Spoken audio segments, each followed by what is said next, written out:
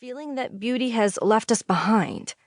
Beauty has become something to buy, something to own, something to flaunt. But as I was reading just this morning while eating a piece of distinctly average cheesecake, that's the thing about beauty, isn't it? In the end, it belongs to everyone. In the end, it belongs to no one except itself. Susan Johnson. To me, beauty stands alongside love and gravity in holding the world together. From what I have observed, the only one of those we haven't picked apart is gravity. But with love and beauty, we have taken shadowy, winding roads that have, in fact, led us away from love, away from beauty.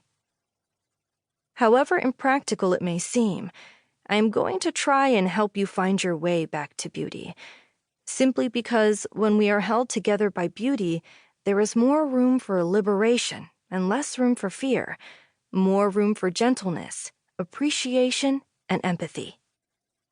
It won't be as simple or as instant as refreshing a website that is loading too slowly for your liking. Rather, it will be more like putting a delicate, very broken vase back together. But it is crucially important that we crawl back to beauty however we can, to find new definitions of beauty that allow us to be fully ourselves, powerfully noticing, and expansively human.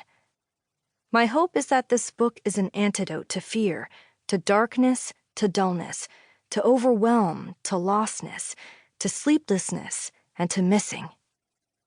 The definition of beauty, of beautiful, differs between countries, between cultures, and sometimes even between seconds. What society deems beautiful can change from one moment to the next, but for an individual, a particular beauty can sometimes stay forever. Sometimes you will encounter a person, a place, or a thing, and you will call that person, place, or thing beautiful for the rest of time. Part 1. A Brief History of Beauty. How to explain beauty. I would like to explain beauty as something a bit like music, a bit like water, a bit like love. It was here before all of us, and it will be here afterward. And during our brief, chaotic appointments with the planet, it does us extraordinary amounts of good to seek it out. I could explain beauty as things that cause you to stop, but also as things that cause you to begin. I could go as far as to say that beauty is the invisible, visible force that makes things make sense, if only for a moment. I could explain it as the things that support the weight of our bodies. It might also be the reason why fish swim upstream, and the reason why we might choose to wake up next to the same person for 60 years. I'd like to explain beauty as corridors before people fill them, as a sunrise seen only by birds. It is the thin lines we draw between ourselves and everything else. The making it make sense, the hindsight, the worthwhile, the looking forward, the acts of kindness, the hoping. It is the rabbit making it across the car-streaked road in time. I would like to explain it as the things that stick to us like small burrs, that call us toward action and fairness. It is the scattering of seeds and the planting of futures.